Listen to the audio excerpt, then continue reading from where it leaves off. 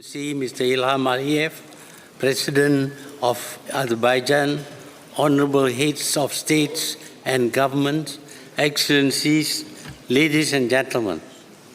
First and foremost, I wish to extend my heartiest congratulations to the Republic of Azerbaijan for assuming the chairmanship of the non-aligned movement and for hosting this summit. I thank Azerbaijan for the warm hospitality accorded to my delegation, as well as the excellent arrangements made for this event. At the same time, I wish to express my sincere appreciation to Venezuela for chairing and steering the work of the movement over the past 3 years. Mr. Chairman, I'm truly honored to be here at this year's summit.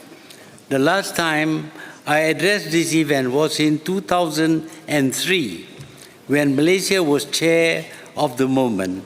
It was 16 years ago, and much has changed since then. Today, I'm here to speak on the topic of upholding the Bandung principles to ensure concerted and adequate response to the challenges of the contemporary world. The Bandung principle were framed more than 6 decades ago, and obviously so much more would have changed since then. Yet, we are reverting to these principles, and it could only mean that they are either timeless or had managed to remain relevant until today. To my mind, we owe it to the wisdom of the Founding Fathers that saw how important it was to have an independent group of nations that refused to be dragged into either side of the Cold War and to a certain degree act as a stabilizing entity between the two blocs. The Cold War may be over, and the ideological differences may not contribute to diplomatic rows anymore, but the world is still not peaceful. We may also not witness another great war, at least not just yet, but the destruction and casualties from smaller wars, civil wars, invasions, insurgencies, and occupations are equally devastating, if not worse. Of course, modern and sophisticated weapons contribute much to this end. It is against this backdrop that we gather here today, hoping to find rhyme and reason to deal with the challenges of the contemporary world. Mr. Chairman, back in 2003, I said the world lives in fear. It was said at a time when the statement that you are either with us or against us became a catchphrase to bully small and peaceful nations into supporting and justifying military actions against another country, alleging that it is a threat to the rest of the world. It was said just a few weeks before Iraq was invaded. All that was required to justify the attack was to accuse Iraq of hoarding weapons of mass destruction, or WMDs. The invasion was launched, the nation utterly devastated, and then occupied. By then, the military operation is multilateral when like-minded hawkish nations were roped in, forming the so-called coalition of the willing, a benign name for a terrible warring bloc. Post-invasion, no WMDs were discovered, and that was it. The nation was utterly destroyed, and instead of remorse and putting in efforts to remedy the destruction, the nation's wealth was instead plundered and shared among those involved as spoils of war. That was the reason why I said that the world lived in fear. Any nation which decides to oppose the belligerent and bullying ways of the powerful nations risks being invaded and pummeled to a pulp. And these military operations will proceed even without UN sanction. That was 16 years ago. Do we still live in such fear? Judging by what had happened, especially in the Middle East post the Iraqi invasion, I have no doubt that the unilateral and bloc belligerents are still very prevalent, and the approach has become more complex. We have witnessed now how regime change and exporting democracy had caused nations and modern-day civilizations wasted and crumbled. Some of our members have gone through this, and others among us may suffer similar fate in the future, God forbid. On terrorism, we are now plagued with terrorism. It is not decreasing, it is mounting, and now the whole world is exposed to terror attacks. We call it terrorism if they are done by unorganized entities. But states also are liable for increasing terrorism in many countries, many places. Terrorism cannot be fought militarily or in other ways. Terrorism must be fought through reason. There must be a reason for people who are willing to tie bombs to their body and blow themselves up. No sane people would do that unless, of course, they are very angry and very frustrated.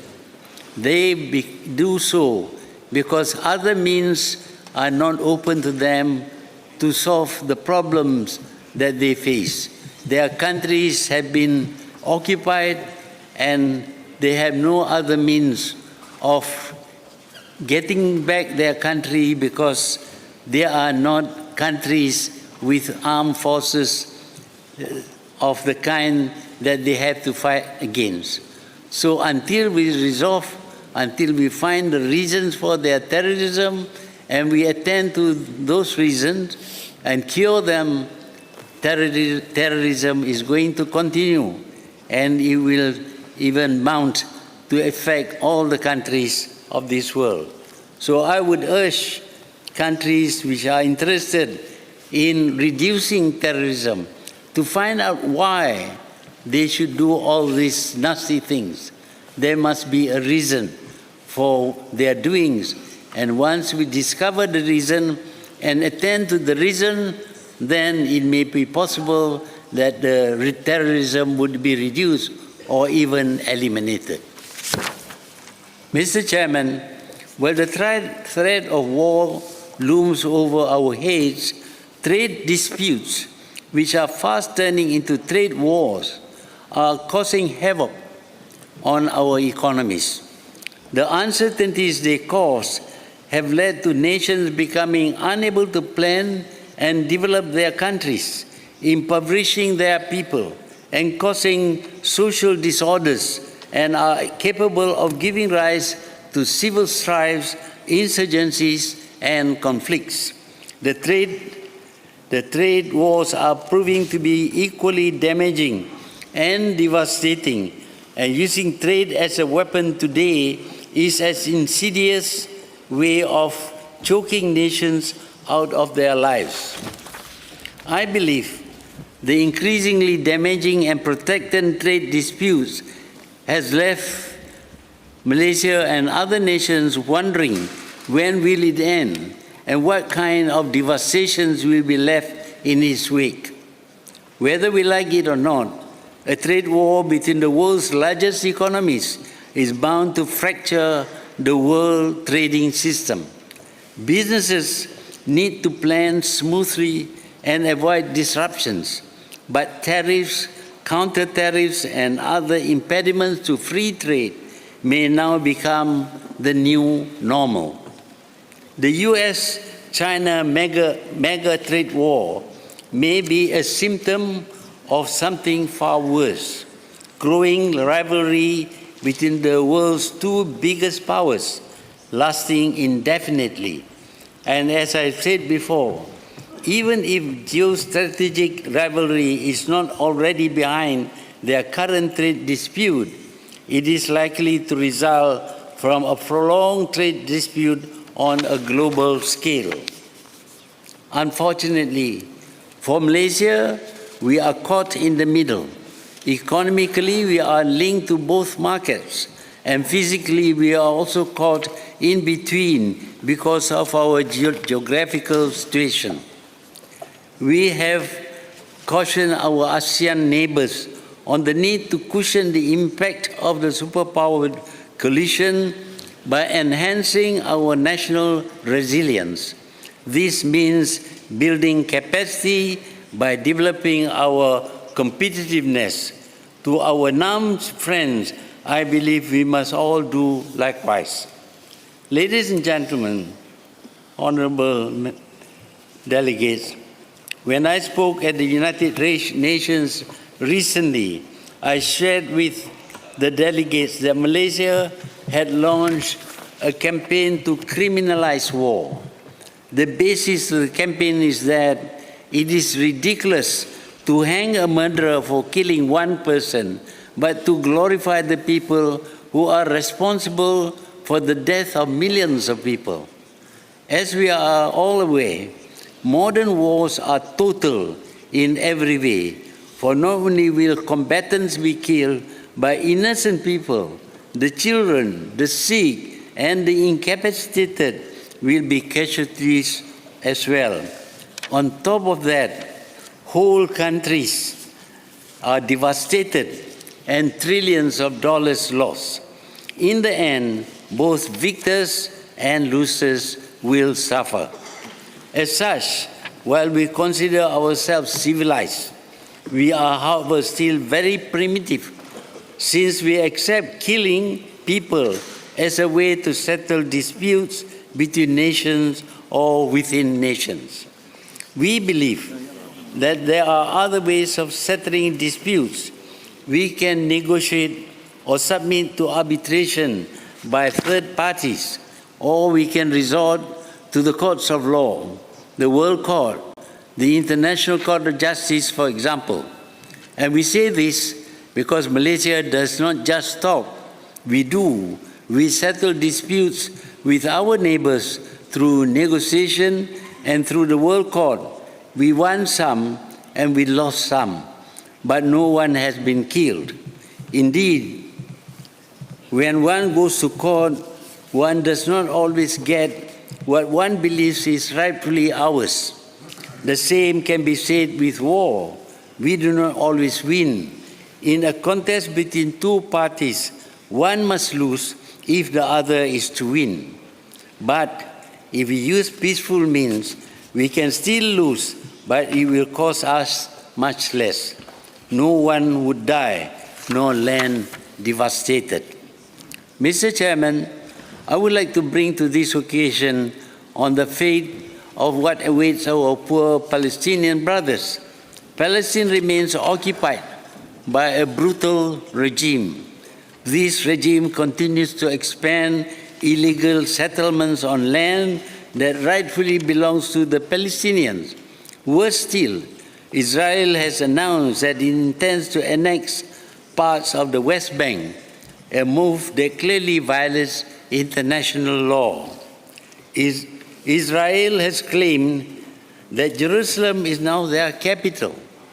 Many Western countries are supporting this move by relocating or vowing to relocate their embassies there. Malaysia does not agree with this. We urge non-member countries that have relocated to Jerusalem or are planning to do so to reconsider their decision. On our part, Malaysia will open an embassy accredited to Palestine. We know that Israel will not allow Malaysia to open an embassy in the occupied territory.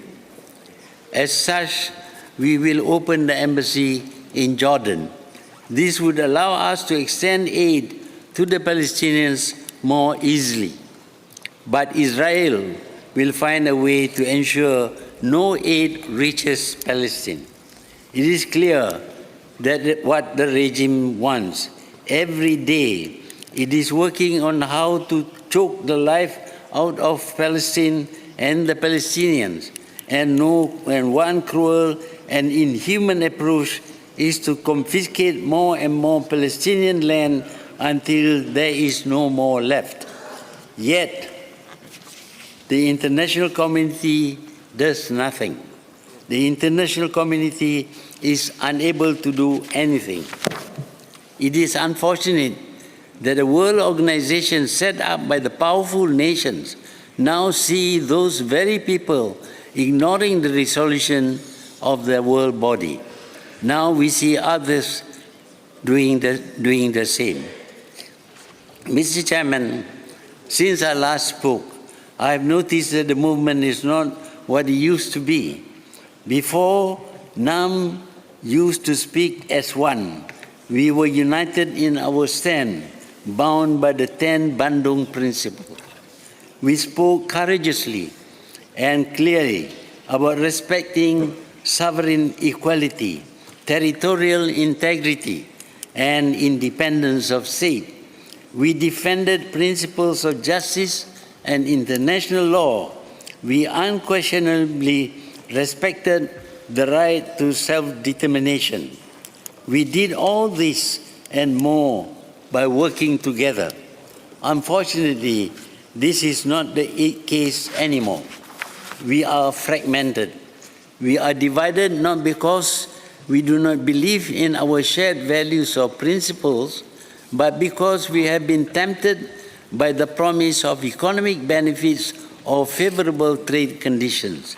We have been enticed by some of the powerful countries. Either that or we have been frightened to extend our bending to the extent of bending to the will of the powerful.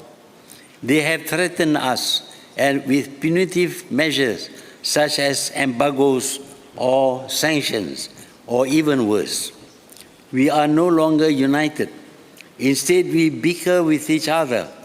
We take every opportunity to speak up against the other. I am sure we have our differences, as we have always had, but those differences can be resolved through dialogue and negotiations. There are peaceful means available, and we should make use of them.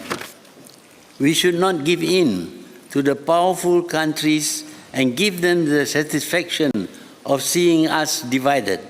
This would only empower them further to continue their warmongering and oppressive ways. And that is what has led us to where we are right now.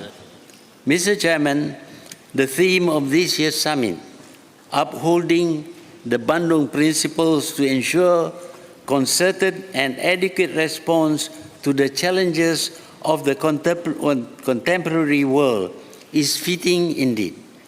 In the dangerous world we currently live in, we must defend and champion the 10 principles of the 1955 Bandung Conference.